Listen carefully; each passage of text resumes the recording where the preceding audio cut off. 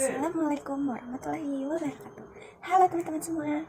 Perkenalkan, nama saya Siti Aisyah dengan NIM 0539565866. Program Studi Administrasi Publik I1. Fakultas Hukum, Ilmu Sosial dan Ilmu Politik.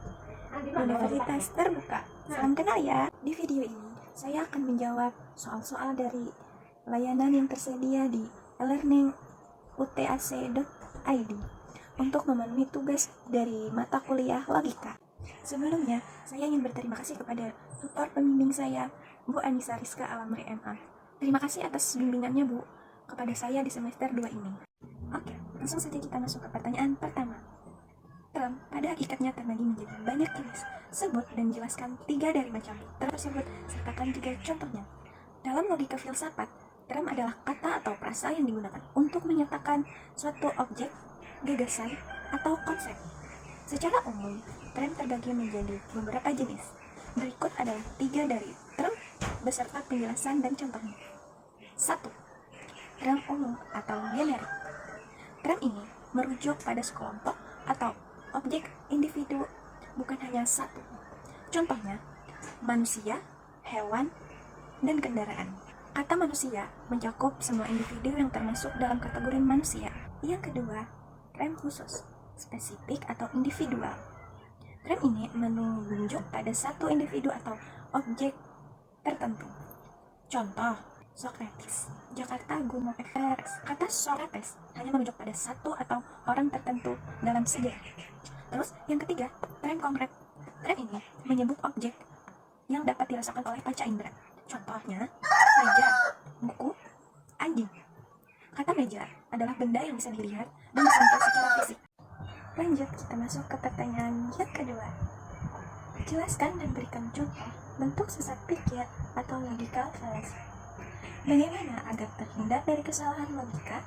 Sesat pikir atau logical fallacy adalah kekeliruan dalam berpikir atau berargumen yang dampaknya logis tetapi sebenarnya salah. Ini bisa melemahkan argumen dan menyesatkan orang lain. Sesat pikir sering muncul dalam debat, opini, publik, bahkan diskusi sehari-hari. Contoh dari bentuk sesat pikir. Yang pertama, ad hominem, menyerang pribadi lawan, bukan argumennya. Contohnya, kamu tidak usah bicara soal pendidikan, kamu sendiri putus sekolah. Yang kedua, strawman atau orang-orang jerami, mendistorsi argumen lawan agar mudah diserang. Contohnya, orang A berbicara, kita perlu mengurangi penggunaan plastik. Terus orang B menjawab, jadi kamu ingin semua orang kelaparan karena tidak bisa menyimpan makanan? Contoh bentuk sesat pikir yang ketiga adalah ikut-ikutan, menganggap sesuatu benar karena banyak orang yang mempercayainya. Contohnya, semua orang beli produk ini pasti bagus. Terus yang keempat, false dilemma atau pilihan palsu, menghadirkan dua pilihan seolah-olah tidak ada alternatif lain. Contohnya, kalau kamu tidak setuju dengan saya, berarti kamu musuh negara. Terus contoh yang kelima adalah false hope atau setelah itu maka karena itu, menganggap satu hal sebagai penyebab hanya karena terjadi sebelumnya. Contohnya, saya pakai kalung ini dan langsung sembuh, berarti kalung ini menyembuhkan penyakit. Cara menghindari kesalahan logika. Yang pertama, kenali bentuk-bentuk sesat pikir. Belajar logika dasar membantu mengidentifikasi kekeliruan. Terus yang kedua, fokus pada argumen, bukan orangnya. Hindari serangan pribadi. Yang ketiga, gunakan bukti dan data yang valid. Jangan hanya mengandalkan opini atau popularitas. Yang keempat, evaluasi argumen secara kritis.